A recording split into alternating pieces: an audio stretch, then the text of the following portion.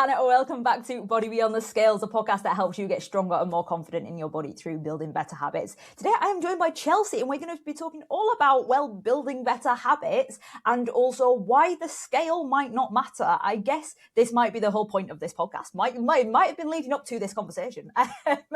So Chelsea, thank you so much for coming on. Do you want to give us a quick intro? Who are you?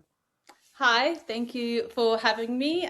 So I am a fat loss coach. I suppose that's like what, the social say and everything. But I obviously help women just improve their habits on a day-to-day basis so that they can, lose weight, but also just feel healthier, more confident. And I think like the main thing is like just generally build a healthier lifestyle, because obviously when we focus on that and focus on our habits, as you know, everything else becomes a byproduct. And I do think you just end up being a happier person.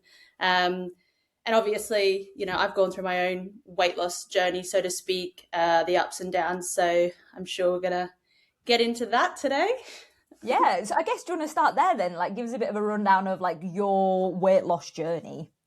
Yeah, so last year, I think it was about April, I knew I was going on a holiday to Ibiza in June. And I want to say that like I wasn't overweight, I wasn't unhappy in my body, there was nothing negative around wanting to lose weight or lose a bit of fat. It was purely, I was going on holiday, and if I'm honest, I hadn't been in a calorie deficit for a while, like intentionally.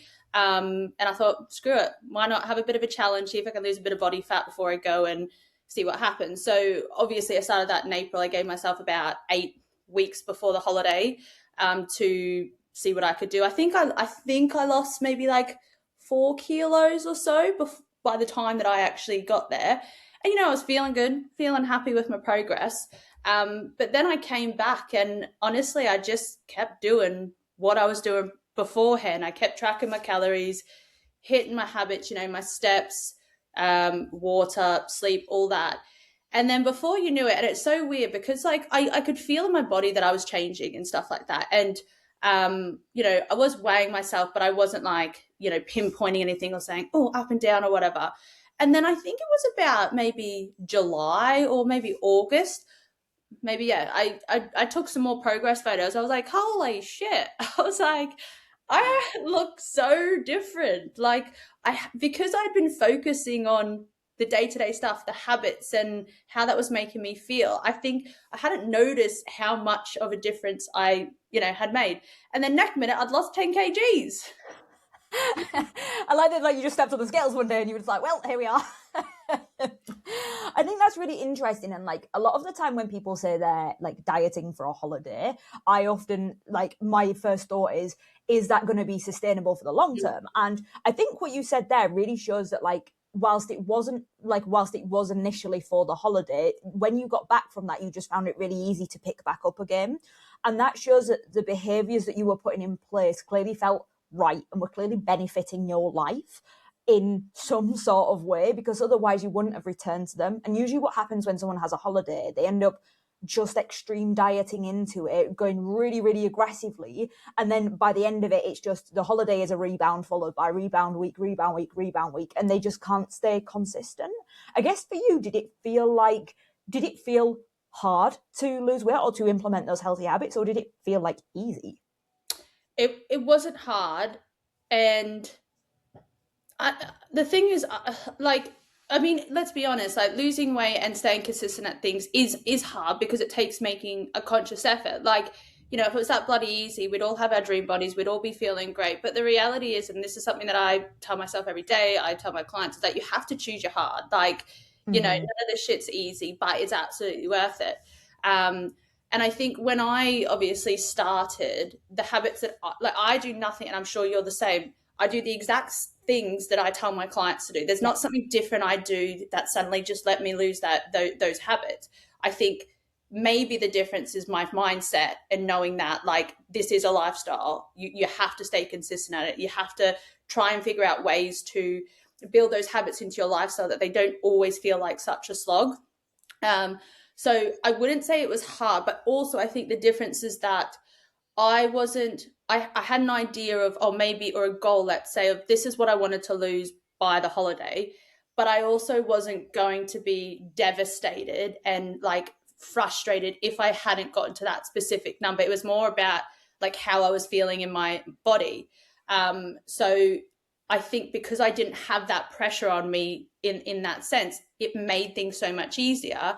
And that's also why coming back from the holiday, yeah, I would have put on some weight because I drank every day. I ate what I wanted. Like that's what a holiday's for, in my opinion. But I also knew that like all I had to do was continue doing what I was before, and that holiday weight or whatever you want to call it would come back down, and then hopefully my progress would continue. Yeah, I think you just said something really key there. Like, you get to choose your hard. Like, you get to choose which, like, do you want it hard, like, now in terms of, or I guess, do you want to choose to go out for a walk when it's raining and it's cold outside? Like, or even though you're going to have to, like, put your big jacket on and it's not necessarily going to be a pleasant experience, but that's a lot easier than not feeling like you're in a body where you don't like it, than feeling like you can't move your body in 10 years time, where you're feeling like this body isn't serving me. So like, I 100% agree. Sometimes the little day-to-day things might feel hard right now, but they're a lot easier than the alternatives. 100%. And like, thing is, I kind of say things to myself, but I also say them to other people as well. Like, quite not that I'm being blunt. I don't know if the English would think it was blunt, but it's, you just say it how it is. Is that like, you can either feel shit about yourself in terms of not like what you see, but just knowing that you're not showing up for yourself, knowing that, let's be honest, we all are, but being lazy, you're not doing the small things that are going to make you feel better. Or you can make a bit of a conscious effort every day and feel good about yourself. And I do think sometimes, you do have to look at things at black and white, because we get so caught in our heads and we can procrastinate and make excuses and think of all the reasons why we can't do it or we don't want to do it. Or you could think of the one reason why you should do it. And that has to be the reason you do. And it's like, it's not easy, as we've said, but I guarantee that, for example, even though you don't feel like doing your workout, if you go and get it done, you're going to feel 10 times better about yourself mentally and physically than if you just sat on the couch and did nothing about it. And I do think we have to be a little bit hard on ourselves and look at it black and white, take the emotion out, take the procrastination out, and just ask yourself, what would you prefer? Yeah, I think that's a really good thing, because like a lot of the time we go, oh, my options are like going outside versus not going outside, going to the gym versus not going to the gym, but they're not really the options. The option is go to the gym, put a chip in there or put a pound in the piggy bank, versus don't put a pound in the piggy bank. And also, like, you're making a huge, I guess you're making another step in the wrong direction. It's actually more costly a lot of the time than it would be just to go to the gym. Like, in that moment it might feel like that's not the trade-off, but like, it really is when you start to think about it. I think another, not just about maybe how you feel physically or knowing that you've ticked those things off. It's like, when you do hard things that you didn't want to do and you show up for yourself, you're filling up your confidence cup. And I think the biggest reason that people struggle at losing weight, or maybe are caught in the yo-yo dieting cycle their entire life, is because they do not believe they can stick to anything. And the reason that is because potentially, well, one is maybe they haven't found the right approach for them. And I'm a believer that there is approach out. Like, there's not one approach for everyone, because everyone's different, but there is an approach out there for everyone, if you can do the work to try and find it. But by, going out and getting your steps, and when you don't want to, going to do that workout, or choosing a healthier snack over a chocolate bar, like, it's not just you sticking to your calories or doing the workout. It's like you proving to yourself and filling the confidence cup up that, hey, actually, I can make that more mindful decision, or, I can stick to the plan. I can do this when, like, I don't want to. And without, I don't know if the word subconsciously or not, I don't know, but without probably even realizing it, like, what you're doing is you're actually filling up your little, confidence and self-belief cup that, you're building proof that you can do these things. And the more proof that you can build that you can do these things, the more it makes you want to continue doing these things, if that makes sense. So, whether or not that sounds corny, or, people haven't thought about it like that, like, that's what I think is, like, the more times you show up for yourself and do the things you said you would, the more self-belief you'll have, and the better chance you'll have at actually sticking at this for the long haul. Yeah, one way that I like to put it is that an object in motion stays in motion, and an object at rest stays at rest. So if you get in motion, it's a lot easier to stay in motion than if you're constantly stopping and starting, because you need that initial, like, surge of energy to get something going again, versus actually we still push you and just making little changes, small bits, just pushing that little bit harder. But it's a lot easier to keep something in motion once you have that like in motion and you start to build momentum. Yeah. And I think, you don't have to change or overhaul. Like for me, I didn't have to change or overhaul everything all at once. And personally, I think that's the worst thing you could possibly do. Going in so freaking hard that you have to change your life. You have to Yeah. do all these things. Like that's why, like I myself, and with the people that I help, is like I think the way that I do things and the way that I coach, it is a slower process. I'd say that from day dot. Like, don't be bloody expecting miracles overnight. But ultimately, like if you focus on changing your habits, if you focus on changing your mindset and your behaviors, everything else is a byproduct, and it no longer becomes such a slog. And I think that's why I felt um, it wasn't that hard for me when I was losing weight, because I wasn't focused. And I like to say, you can't get to the outcome without the process. Mm-hmm. So I was just focusing on the things I had to do each day to get me there, and figuring out, okay, well, how can I fit them into my life without me absolutely freaking hating them? And then what happens then is that you do it that many times, you just start automatically doing it without even thinking about it. Suddenly 7K steps is easy, when maybe a few months ago the thought of even doing 3 or 4 was a bloody slog. And I think that's probably the aim, is that you want to get to a point where you just do these things because they're just part of your lifestyle. Like it's not a diet, it's your lifestyle. Yeah, and I think like that makes such a huge difference. Like just having that perspective of been like, these are things that I do because I want to take care of myself. I want to have these like behaviors in place because they will make me a healthy person. Like I think that's a more important perspective to have than being like, oh, I have to do this so that I lose weight. I have to do this so that the scales go down. And like it's the actions that you end up doing are probably the same, but the way that you like approach it makes the world of difference, and like how you feel about it and whether you are likely to stick to it and make it a change that lasts. Like it is way more likely if you do something that actually feels sustainable. I definitely feel the intention behind your action matters, and I Mm-hmm. think that's also kind of like why I said earlier, like when I started my, calorie deficit dieting phase last year, like I don't think if you have a weight loss goal or you want to change your body shape, I don't think you have to come from a negative place. Yeah. I didn't come from it wasn't because I hated myself or hated my body. It was like, I just wanted a bit of a challenge. I wanted to see what was possible. But I also do think on the other end of the spectrum, when you're so consumed by the scales and the number and it coming down, and that's all you care about, I, in my opinion, do not think it's one going to work for you personally until we start changing your mindset, and you're going to be able to stick to it. And you will forever feel like it is the most miserable thing because you're so tied up to a number on the scales.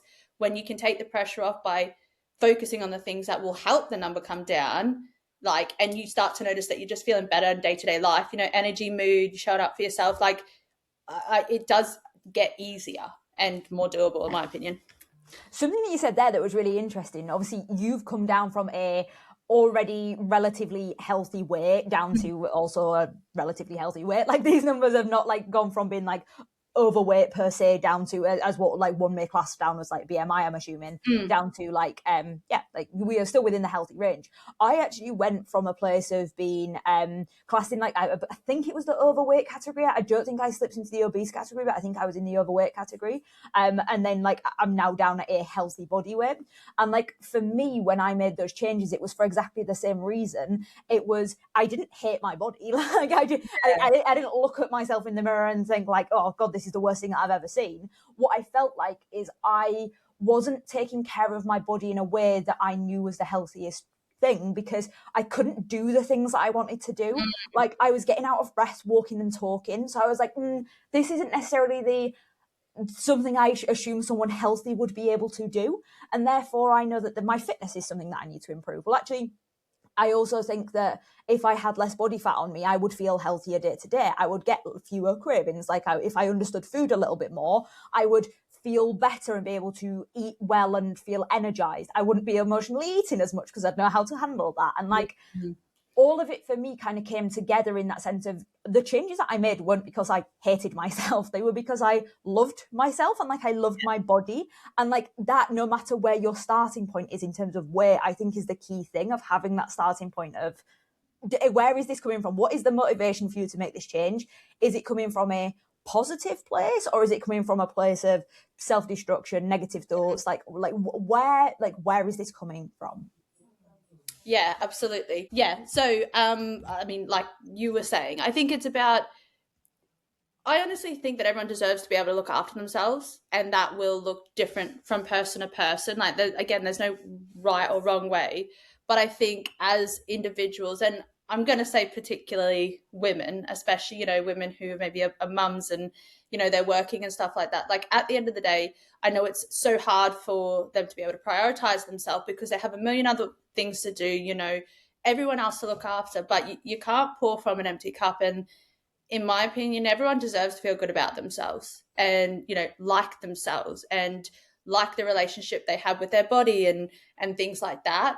I do think that it's easier said than done, especially if, someone has struggled either with their weight their whole life or yo-yo dieting, or maybe they grew up in an environment where it was always like dieting, low calorie salads. I've had loads of conversations with women who feel like their kind of things or what they're going through was passed on to them from the environments they were around.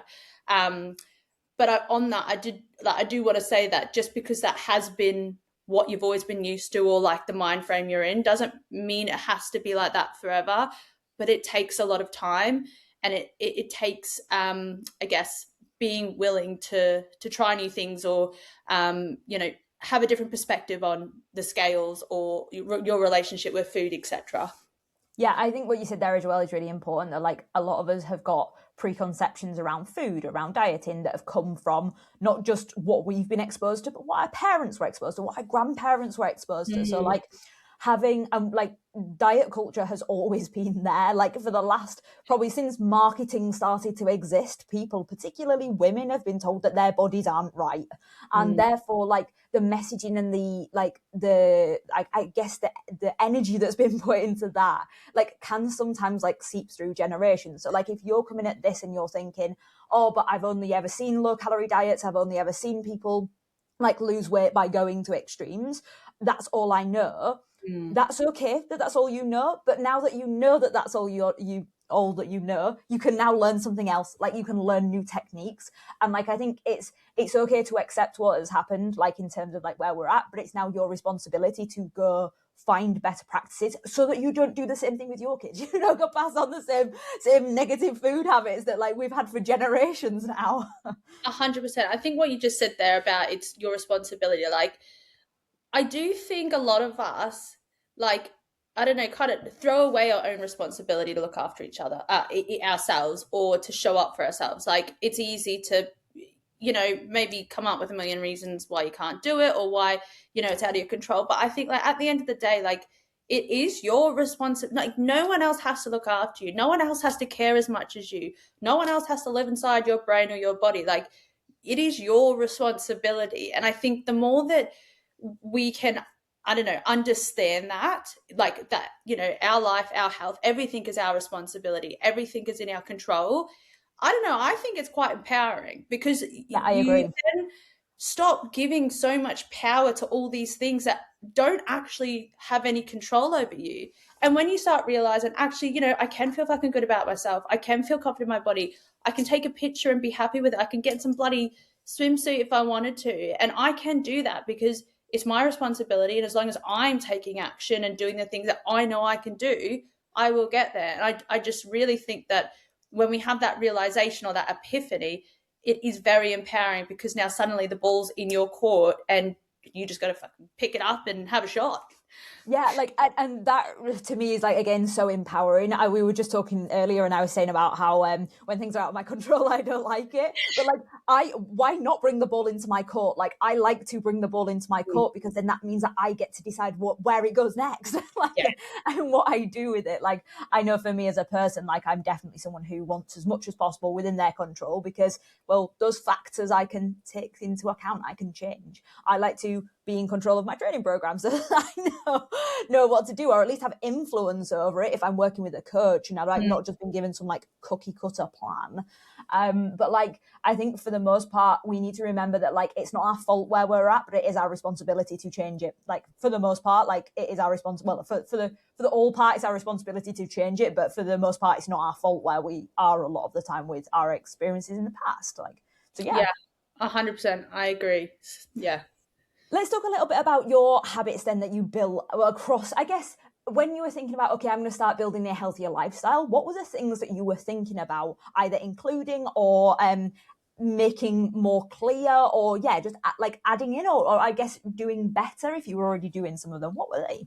Number one, definitely more movement throughout the day. I was still doing steps, but I was flaky sometimes I do 7, sometimes I do 10. I wasn't really being consistent with them at all. And do you know what, with like the whole steps and the movement, like it's obviously it's great to help with the weight loss journey, but just making that time to get outside, like, I don't know, for half an hour a day or whatever it is, just to clear your head is just so freaking underrated. And well, that's what the thing is that like obviously I was doing these habits to help with the weight loss, etc., because I knew that was what's going to like move the needle, if that's the analogy. Obviously now the reasons behind why I do them are a bit different, but steps increased massively, so I just got really bloody consistent at hitting 10 to 12k. Something that really helped me was buying a walking pad, I'll be honest, because then I could just quickly get up in the morning. I could get 10 minutes in, and I just made a conscious effort. Like if it was raining, if it was dark in the evening, things like that, like I didn't want to bloody do it. Like I just want to sit in my bed and chill. But I was like, you know what, I've set myself a goal. If I do not tick it off, I'm going to feel shit about it because I'm just being lazy. And literally as soon as I got out there, I was energized, the mood's better, feeling good for it, could sleep well at night. That 100% helped. And it's so underrated. I think people don't realize how much just walking can obviously help with that side of things. Again, takes a conscious effort, but I'm sure if we can find time to scroll and watch TV and stuff like that, like you can find time to get your steps in. And I do think like our bodies are designed to be moved. Like our bodies are not designed to be sat stationary all day. And like if you are listening to this and you have an office job or a job where you are really sat at your desk from the hours of 9 till 5, please move your body. Like your body should not be stationary in one position all day. Like that is not that is not what bodies are for. Like please move your body. And I know that's like a big struggle, a lot of it, I have an office job, I work 9 to 5.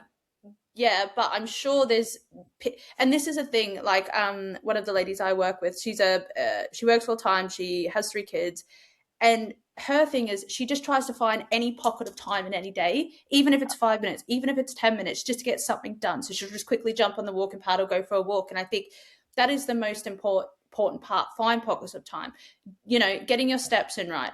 Do you maybe have to get up 20 minutes early and go for a quick walk? Freaking do it. On your lunch break, don't just sit at your desk, go for a 10-minute walk. When you haven't gone to the loo or parking further away, like the things seem like nothing. They seem really little, but over time they add up. And that's also about you building that habit again and trying to find ways, okay, well, I have an office job, I sit down all day, but I know if I do X, Y, and Z, I'll be able to hit this amount. And also, like, obviously in this day and age, everybody bloody moans about back pain and aches and all this shit. If you walked and you moved a bit more, half of those bloody pains and aches would not be there. 100%. Yep. Like I have back flare-ups quite a bit because I've got tightness everywhere. And honestly, and because I hadn't moved for a bit over Christmas and shit like that, going back home, as soon as I started my movement again, as soon as I started walking, like my back is like, so it's not causing me any dramas. And I just think it's like the basic shit that works, but obviously doesn't sound exciting. So people are like, oh, it can't be that easy. Fucking is easy. Just walk. And I think like part of that comes down to it's so easy that people feel like, well, if it's that easy, why am I not already doing it? And it's like, this is a good question. Why are we not already walking regularly? Like, and I don't know about you, but I definitely find that I notice if I don't get my steps in on a mental health perspective as well. Like if I had one day where I physically could not leave the house that day. I think I was either waiting in for a parcel or I was doing something, but I could not leave the house. And it was one of the worst days I have had in the last 6 months. I was like, I am desperate just to get outside. And I managed to get outside for like 5 minutes. It wasn't even for a walk, but just to just be outside. Just I felt so much better for that and not being completely inside all day. If you are going an entire day without leaving the house, please leave the house. Stop it. Just Yeah. go outside. There is, if you're not leaving the house all day, there's something wrong. Like you need to sort that out. Yeah. I'm going to be honest. But just like you, like now it is more of a mental health thing for me. Because I can definitely overthink. Like yesterday, I mean, I hadn't really got my steps in, and I know I went for a jog. Let's say I wouldn't say a run, but I was just overthinking massively. I wasn't being productive. Like I'm not an anxious person, but obviously I get those feelings. And I was like to myself, like I don't run because I want to burn calories or anything like that. I literally do it because it clears my mind. And so I was like, right, I need to get my steps in, but I need to clear my head. So I went for a run and or jog, whatever you call it. Freaking felt It's always a run. Jogging's not a real thing. Like they're all runs. good.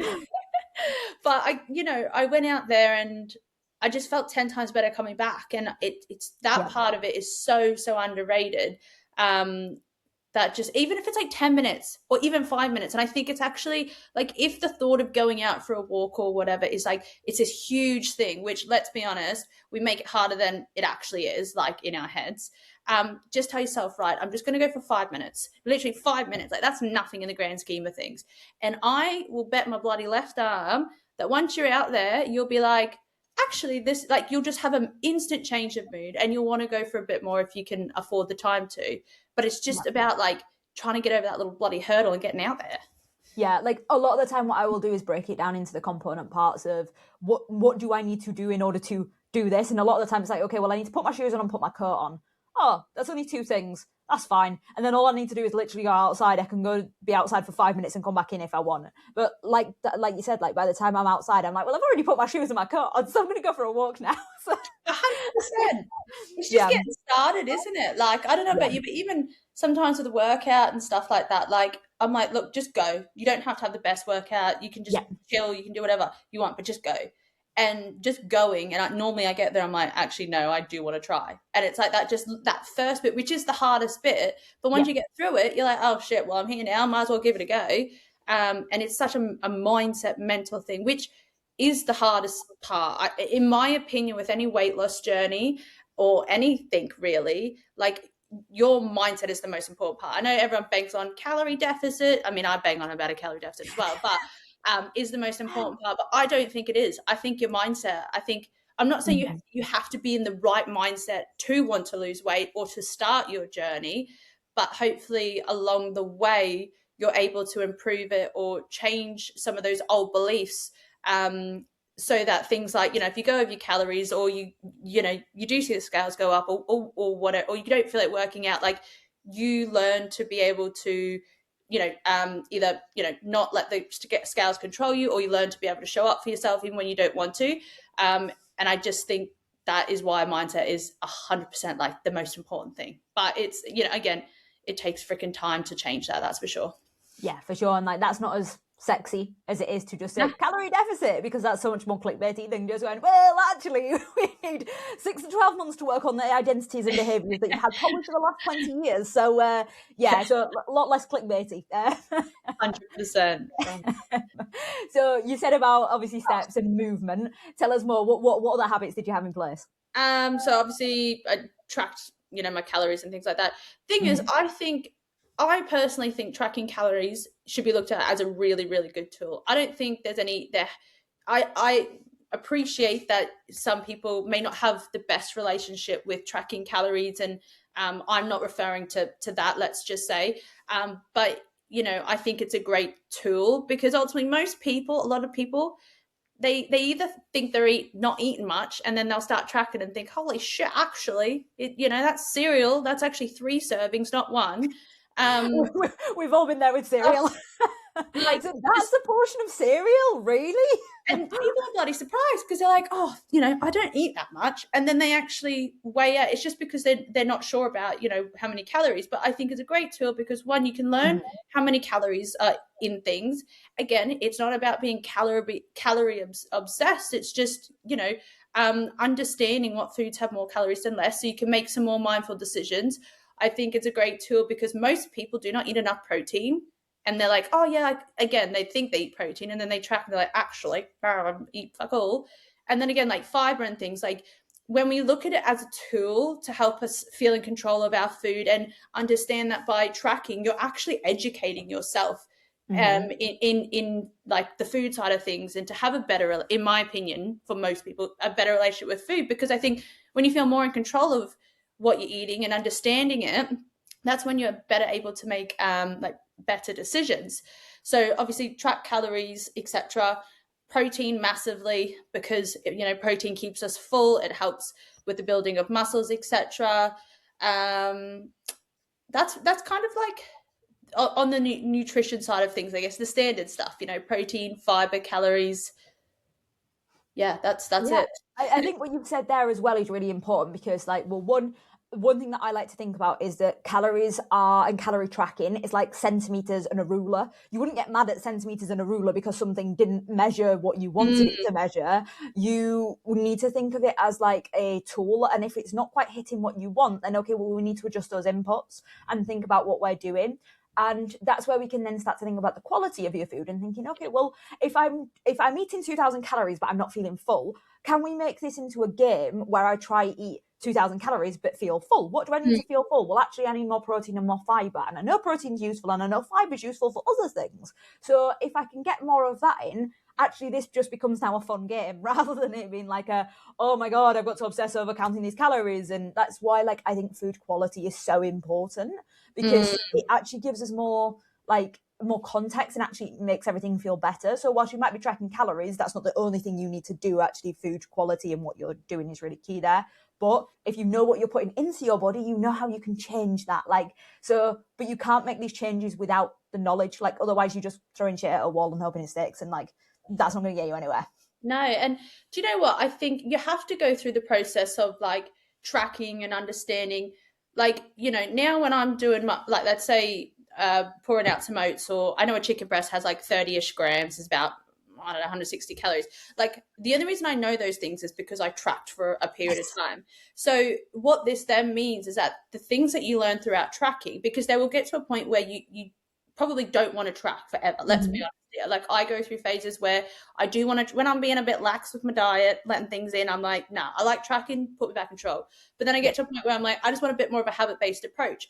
But because I've gone through the process of using it as a tool and educating myself, I can now pour, probably a bowl of cereal oats, that's roughly about 30 grams. I know that, these 2 eggs have 12 grams of protein or whatever. So without having to be tied to an app, I am still able to make mindful choices and understand, okay, this is probably roughly how much protein I'm getting in, through a habit-based approach, but only because I use that as a tool. And I think, like, I guess one of the moans people have is, I don't have time. If you practice, if you keep using it, it will get so quick. Like, I had a client the other day who was giving some advice to her husband, and she's been tracking for ages. And even she said to him, it was a bit of a chore at first, but, after a while, it just gets so much easier and quicker. And also, it's just one of those things that just has to be done. Like, you can make, I don't know, I'm kind of, only because I say this stuff to myself, and I do say it to my own clients and people, I'm like, you just gotta fucking do it. Like, that's what you have to do if you want these results. If you want to educate yourself, this is going to help you in the long run. Yeah, it's annoying, and maybe it does cause you a bit of extra time, but you just got to do it. Like, it's not that bloody hard, like, in the grand scheme of things. Yeah, So, and like a few like next best thing options here if you can't track for whatever reason, whether that's over a long time period as well or like short time period. It might be just to keep a food diary, to keep a written food diary, a photo food diary, but having an idea of what you're eating will reduce, well, one will reduce what you're eating, because we by proxy we think that we're being watched, and I assume it's something to do with like some random philosopher has come up with the idea, probably Foucault. I'm pretty sure he said something about self-policing, but anyway, the idea of like If you are watching yourself and you are tracking your behavior, you can manage your behavior better, and that you can make those adjustments. So it doesn't have to be calories. If calories or your relationship with food is getting compromised when you are tracking calories, it might be a tool that might be a tool that you use down the line. Or say you can't track today because you've just not got the time, like, or you're at a conference and you physically don't know what the food is that you're eating, or whatever it is. Still recording it in some capacity is better than nothing. Like, and still having some idea of what you're eating is better than nothing. And exactly, I think to just kind of summarize this, the last 2 points as well, an object in motion stays in motion and an object at rest stays at rest. Like, if you get going with it, you get good at it, and then you can just keep going with it. It's a lot easier to do it once you've kind of got over that initial, oh, I don't really know what I'm doing, it's quite time consuming, oh, I don't know what I eat, where's the barcode, scan. Like, once you pass that, it's easier. 100%. Yeah, I know. Obviously, when I was speaking about, in terms of like my experience in tracking calories. I completely appreciate that. Not everyone wants to track calories for whatever reason, and I still believe that you can make healthy choices and lose weight and change your lifestyle without having to track. So, like for example, if I just say wasn't going to track, something that I would try and do, like from a habit-based approach within my meals, I'd always still make sure I have a protein source in there. Yeah. And as a bare minimum, this is actually something I've been trying to get a lot better at, because most of us don't eat enough fruits and vegetables. I try and make sure I have at least 2 fruits or 2 veggies in each meal, and some form of carb source. So like if I wasn't tracking on a day, I'd say, and this is something I also tell my clients who don't want to track, I'm like, okay, that's fine. But when you're planning your meals, I still want you to ask yourself the question, okay, do I have a protein source in here? Cool. Yeah. Do I have at least 2 fruits in my breakfast? Yep. And, do I have a carb source like oats or granola? Yeah. And then that's already ticking the boxes. So like there's options out there for everyone to be able to make those changes. And, you don't have to track. So you can kind of use that as well. That's what I do.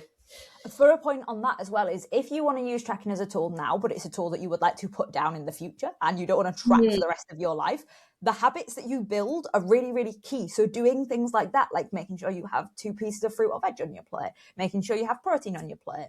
One thing that I like talk to all my clients about is say, like, look, if you go into a breakfast buffet, you're going out for a meal, there's no calories on the menu.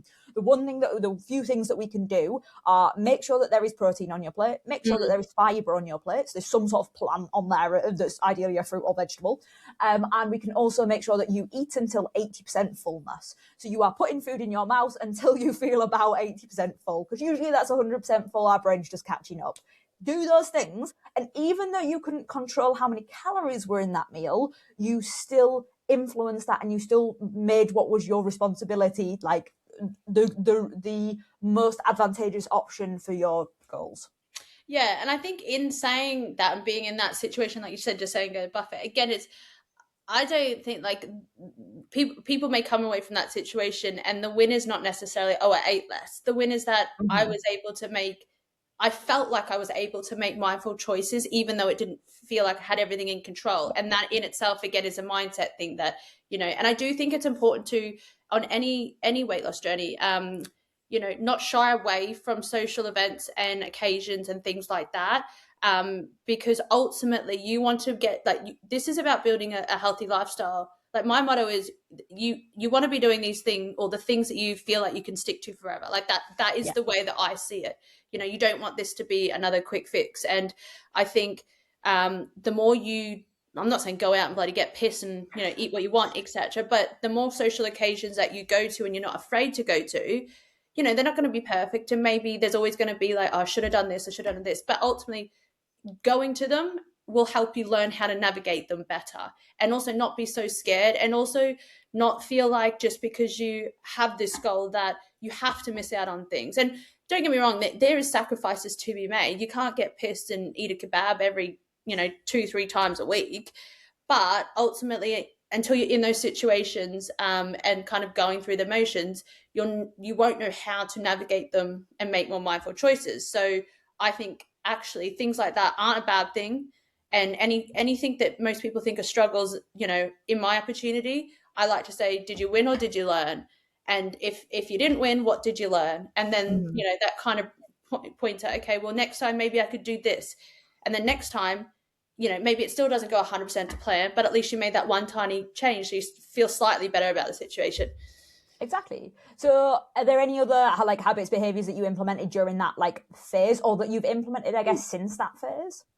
Um, Protein, calories, taking my creatine, my workouts, obviously. No, I think it's the same stuff I tell, and water. Yeah. I'm making sure that I'm actually having like 2 liters of water. And what I actually do with that, because I know water is really hard to bloody, drink in the morning, before I have my coffee or with my coffee, I pour like a pint of water and just scull it back. Like, I think if I can scull a beer, I can scull a pint of water. So then I'm like, okay, well, that's 500 mils right there. And then I'll have like a 1 liter a bottle, and I just tell myself, all right, as long as I finish this by the time I go to bed, that the water, obviously, less dehydrated, helps with mood, energy, and also like can just help with like regulating your hunger throughout the day. So there's nothing fancy I did. I'm sat here like listing them, and I'm like, surely there's something else, but there's not. Yeah, it really is that boring. It's that boring and that unsexy, but like all of that, I think, is underpinned by your mindset around it, and yeah, like how you kind of how you approached it, and like I guess the reason why you approached it. Yeah, and I mean, I'm glad I did it that way. And like I said, 10 kgs lost sounds like a lot. And the thing is like when I look back at photos now, back then I didn't, like I said, I didn't feel bad about my body. I didn't, notice any difference, like as in I wasn't, negative about the situation. But now when I look at photos, I'm like, because it goes from my, I got real chubby cheeks when I had the 10 kgs on. And I'm just like, holy shit, like the fluffiness and the bloating, everything goes to my face. And like, I'm not saying I felt like I looked bad back then, but if I'm being completely honest, when I look at myself now, like I am the strongest, the healthiest, the fittest I've ever been in my bloody 30s. I'm turning 33 this year, than I was obviously last year, but in my 20s. And I also think that's why it's important to take progress photos as well, because Mm-hmm. obviously 10 kgs is cool, like awesome, but your progress photos are, they're going to be your winning things to look at as well, eh? Yeah, let's talk actually about weight, because you shared a really interesting Instagram post the other day about how like what your body looked like at 60 kg versus at 65 kg. I hope I'm getting those numbers right, but in terms of like you were heavier at the 65 kg, but do you want to, I guess, talk us through what the biggest difference was? Oh yeah. So the photo I shared was 10 years ago, back in Australia, and I think at that point, like I was very focused on. I'd only just gotten into the gym. I didn't, I wasn't confident. I was doing Les Mills classes and things like that. Where I lived, obviously the weather, it was like a lot of cardio, very cardio focused, low calorie. I think back then it was more like being slim and like thin, and that was the in thing. So I guess that's what I was trying to do. Obviously, in terms of the gym side of things, I had no fucking clue what I was doing. I was just going because, like, I think that's what you had to do, etc. And over the last 10 years, my body shape has changed massively, like up and down. Like my weight's gone up, it's come down. Like, when I look back at pictures, I'm like, holy shit, like it's just crazy. And I do want to say, like, that is normal. Like as you go through different phases of your life, different priorities, like your weight and how you look changes. Sometimes you feel amazing, and sometimes maybe your health has been put on the back burner. Like we all go through it, and I don't think there's anything wrong with that. And I think it's important to say that because people get so tough on themselves about quote unquote letting themselves go. And I understand it must be difficult to feel that way, but also know that we all do go through things like that. Um, but obviously back then, 60 kilos, slim and trim, whatever you want to call it. And then now I'm 65. And I feel like I'm much stronger, much more defined, have a lot more muscle than I did back then. And I mean, we were kind of chatting about it, but I guess the thing is, is it preconception? I'm not very good with my words, but if you weigh more, then that's a bad thing. That's what this whole idea is. Yet now Yeah, I think the word you after might have been misconception, but I enjoyed the conception. Yeah. No, I agree, and like I definitely. So I've also noticed that at the moment I'm possibly the heaviest I've been since losing weight. And for me, like that's kind of a crazy thing to say, but I'm probably the fittest I've been since losing weight. My body is doing the most that it could ever do since losing weight. And like, I've had to keep reminding myself that although the scales are up, it's not necessarily a bad thing, because like, how cool is it that my body can do these things? And that's been really something that I've had to like untrain in myself. Like, there's been such a, oh, the scales have gone up, therefore everything must be going wrong. Every time I walk past a building and catch my reflection, I can't help myself from checking out my legs. And like, that is just such a good feeling. But yet I'm having to tell myself that actually, like, I am like the heaviest I've been for a while. And like, that is not influenced by the fact that, well, first off, my legs look fantastic. Just in case you hadn't got that part, I would like to make sure that is very clear on a audio podcast. Love that. But like, the second thing is that like, your weight doesn't define your health. Like, it can give us an idea of it, but like, especially if you are like, I guess, at a heavier body weight, but like stacked, like, that is very different compared to what you would be if you were at a heavier body weight and like carrying mostly body fat. So like, it's really important to remember that the weight is a part of the story, but not the whole story. Absolutely. Like, you probably preach the exact same thing as what I do. Like, again, it's a tool. Like, the scales is a tool, but it's not something that, like, you should not just be focusing on that. Hence why you need to take the progress photos. You need to go off how you're feeling in your body. Because once again, like, when we can stop giving the freaking scales and the number on the scale so much control and power over how you feel and how you show up out, like, your journey becomes so much easier. And I think, obviously I weigh more now and I do have more muscle, but I am the strongest and fittest I've ever been. And in my opinion, when I look at the two photos, I prefer what I look like now because I look strong. I don't just look skinny. And I think, remembering that you can weigh more, but have a very healthy and fit physique, because obviously your body composition, like you were speaking about, is different. Two women can weigh the exact same, but if one weight trains and focuses on her habits and gets her steps in, her body will look completely different, and strength trains because she's built muscle will look completely different to someone the exact same weight but does not do any of, well, let's say doesn't do those things or doesn't weight train. And that's why what you've said about using the scales as like a tool and one bit of the picture is great, but don't get consumed by it too much. Yeah, there's also a whole episode that I've literally just done about other techniques to use on the scale rather than the scales. So the scales are fine to use, don't get us wrong, but there are other measures that you can use. So if you want to know more measures, just go check out that episode. I'll link it somewhere. But yeah, like, other than that, like, Chelsea, I guess for you, what does, and this is a question that I like to ask everybody, but like, what does being healthy mean? Like what is health to you? So I did have to think about this, right? To me, health isn't like about a look or like a number on the scale. Like, personally, for me to be healthy is just feeling like good in my own skin, in my own body, feeling strong and knowing that I'm looking after myself. But outside of, like, I guess the body side of things is like, I don't know, just being like content or happy with who I am as a person and liking myself. Because I think, we spoke a little bit earlier about how, going into things with the right intention is very important. And I do think a lot of people struggle with maybe not being overly happy in themselves for whatever reason. So to me, like, health is all about not just physical changes and how you feel, but also like your mindset as well, and kind of just liking yourself and being happy with who you are.